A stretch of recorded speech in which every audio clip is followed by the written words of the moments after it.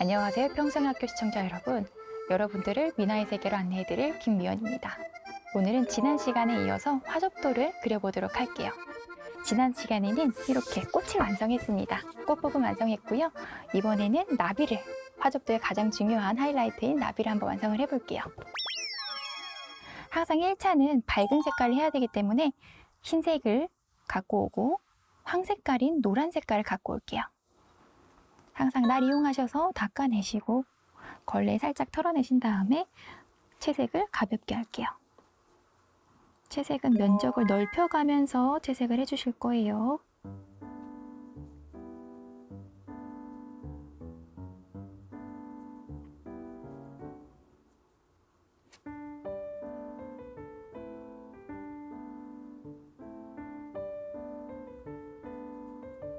자, 이렇게 1차 채색을 했고요.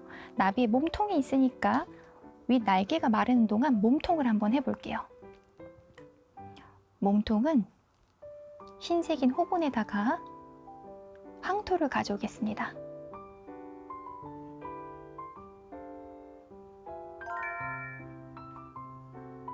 나비 눈 어떻게 해야 되나요? 남기지 않으셔도 됩니다. 다 일단 칠할 거예요. 나비 몸통 다 칠했어요. 워낙 작은 부분이라 무언가를 표현하기는 좀 어려울 수 있지만 그래도 표현을 해보겠습니다. 황고동 색깔을 갖고 와서 황고동이랑 황토 색깔을 살짝 섞어서 조금은 기존의 몸통 색깔보다 살짝 진하게 채색을 해줄게요. 그래서 중간에 살짝씩 채색을 얹을 건데요. 아직 온전하게 채색이 마르지 않았기 때문에 살짝 번지는 느낌이 있을 거예요. 이때 몸통 색깔이 좀 다르다, 약간씩 황토만 있는 게 아니라 색깔이 조금씩 섞여 있네 라는 정도만 가져가셔도 되겠습니다. 이제 노란색 나비가 마르는 동안 하얀 나비를 먼저 그려볼게요. 제가 흰 나비는 좀 간단하게 만들 거라서 끝까지 칠하지 않고 얘네는 간단하고 단순하게 만들어 보겠습니다. 윗날개에서는 끝쪽 부분까지는 채색 안 하고 중간에 자를 거예요. 밝은 물감 같은 경우에는 마르고 나면은 물감이 많이 날아가는 경우가 있기 때문에 다시 한번 가볍게 덧발라서 방금 발랐던 채색 부분 위를 한 번 더 가볍게 덮어 주실게요. 그러면 1차만 발랐을 때보다 조금 더 단단하게 채색을 올릴 수 있습니다. 자, 이렇게 올릴 거고요. 그 다음에 끄트머리 색깔은 황고동색이랑 흑고동색을 살짝 섞을 거예요. 저희는 면적이 많이 필요하지 않기 때문에 소량만 가져오셔도 괜찮습니다. 이때 생물감을 짰을 때 이렇게 안에 있는 용액이 약간씩 나올 수가 있는데요. 이 용액을 그대로 쓰게 되면은 물감이 광택이 좀 나고 반짝반짝하기 때문에 혹시 물감 짜다가 투명하고 누런 용액이 나온 경우에는 살짝 제거하신 다음에 사용하시는 걸 추천드릴게요. 나머지 단면 칠해줄게요.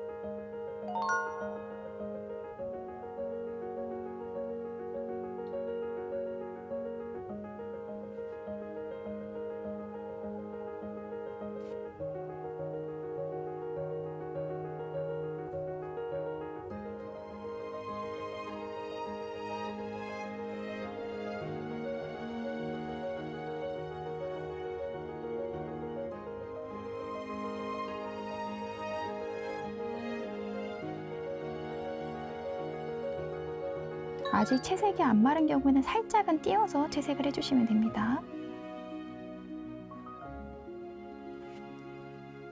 자, 이렇게 나비 1차 색깔 마쳤고요. 나비 2차 색깔 진행을 하겠습니다. 나비 2차 색깔 같은 경우에는 이전 시간에도 말씀드렸듯이 1차보다 진한 색깔이 2차 색깔입니다. 색깔을 올릴 때 나비 같은 경우에는 어디가 붙어 있는지를 잘 생각해 보시면 몸통 위로 나비 날개가 붙어 있죠. 그럼 강조할 때 또한 역시 안쪽 부분을 강조해서 채색을 해주시면 됩니다. 그래서 저희는 진한 색깔을 나비 몸통 안쪽에 향하고 있는 날개 쪽에다가 넣어주실 거예요. 채색은 항상 안쪽을 향해서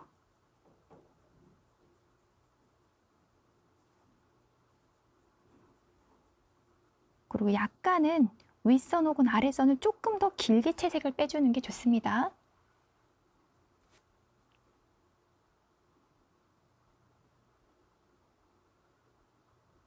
나비 같은 경우에는 섹션의 구별이 잘 되어야지 더 예쁘게 될 수 있으니까요. 이 구별을 반드시 지어주시는 게 좋습니다. 자, 이렇게 다 노란색을 다 넣었어요. 이제 한꺼번에 발림을 해볼게요.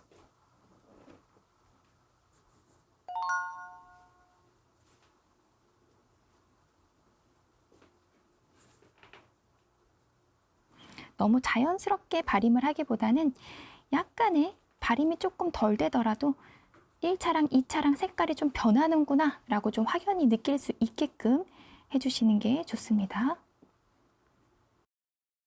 자, 이렇게 2차 색깔은 발림을 해주었습니다.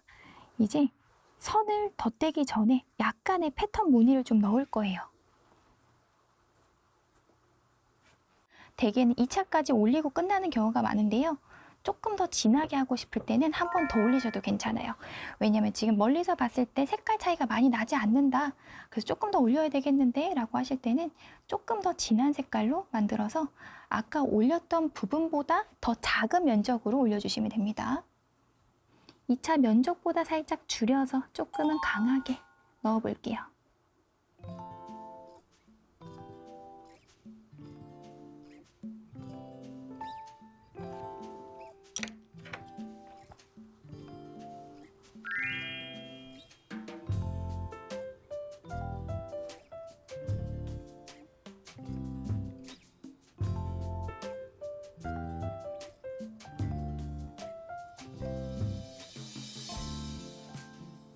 나비 같은 경우에는 면적이 좁은 부분이 더 많기 때문에 붓을 너무 평구처럼 이렇게 동그란 붓을 사용하셔도 괜찮지만 약간 날카롭게 사용하셔야 될 때는 이 둥근 붓 또한 누르면 평부처럼 사용할 수 있어요. 그래서 이렇게 평부처럼 눌러서 사용을 한번 해보실게요. 나비 같은 경우에는 색감이 변하는 게 보이는 게 예쁘기 때문에 조금 더 또렷하게 해주도록 할게요. 사실 3차는 지금 하는 3차는 생략해도 되는 부분인데 조금 더 진하게 해줘 볼게요. 색상 단계가 잘 변했는지도 한번 확인해 주시면서 나비 같은 경우에는 면적인 처리를 많이 보여줄 건 없습니다.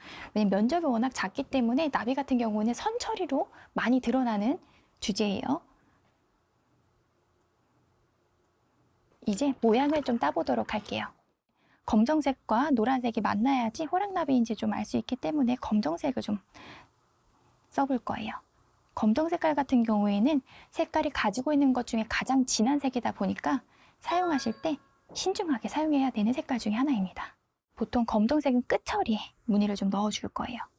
가운데부터 채색하시지 마시고 끝처리부터 일단 올게요. 일단 끝처리 꼼꼼하게 감싸낸 다음에 그 다음에 면적을 조금 두텁게 할 부분에다가 채색을 조금 더 얹어주겠습니다.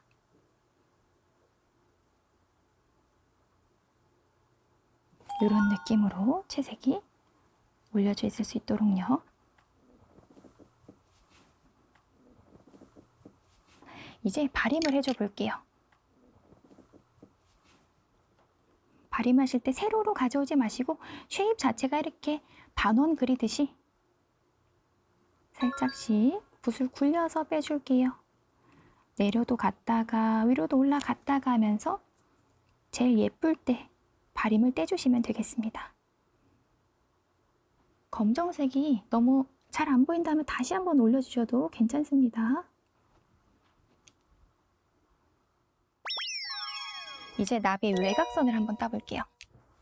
저는 흑고동 색깔과 흑 색깔이 조금 섞어서 너무 검정색은 아니게끔 선을 따보겠습니다. 요 나비 선 딸 때가 가장 중요하니까요. 요때 실수는 최대한 하지 않을 수 있도록 집중해서 해주시는 게 좋습니다.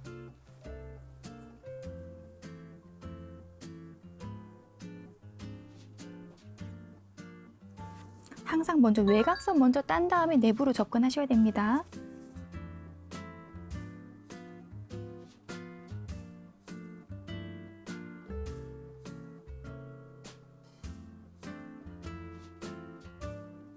바깥의 외곽선을 땄고요. 이제 내부에 있는 선도 따주겠습니다. 시작점을 살짝 눌러서 강조하면서 끝부분 처리가 얄쌍해질 수 있도록 시작점을 살짝 누를게요. 끝지점에 올수록 붓끝을 살짝 들어서 시작점은 눌러서 강하게, 끝지점은 얇게. 이렇게 선에서도 변화를 주시면은 똑같은 선 처리를 하더라도 조금 더 풍성하게 그림을 연출할 수 있습니다.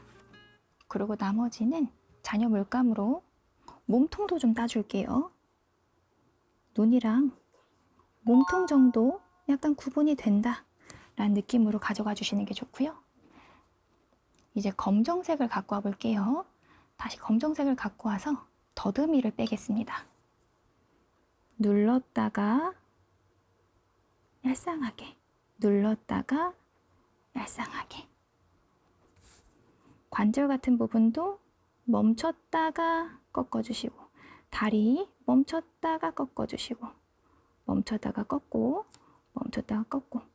곤충이기 때문에 다리는 6개입니다. 이렇게 해주실 거고요. 조금 더 안쪽을 강하게 표현하기 위해서인데요. 발인붓으로 선이 굵어졌던 부분 또한 살짝씩 풀어주면서 선처리지만 면처리처럼 보일 수 있게끔 살짝 무너뜨릴게요. 이제 맨 마지막에 조금 더 검정색을 넣어서 포인트가 돼야 될 부분은 더 넣어 볼 거예요. 저는 이 중간에다가 조금 더 넣어 볼게요.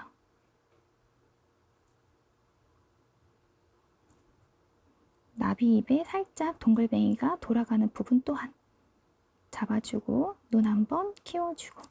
노란 나비는 완성이 되었습니다. 반대편에 있는 흰 나비도 마저 완성을 해볼게요. 흰 나비는 많이 어려운 부분은 없고요. 채색을 많이 얹어주면 됩니다.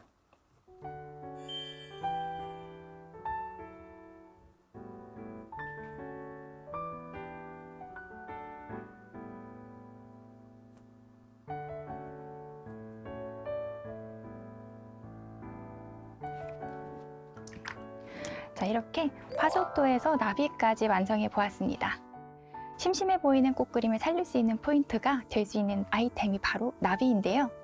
주제를 다 그렸는데 어딘가 심심해 보일 때 오늘 배운 나비를 추가해 보시면 그림이 확 살아나실 수 있을 겁니다. 오늘의 수업은 여기까지 하겠습니다.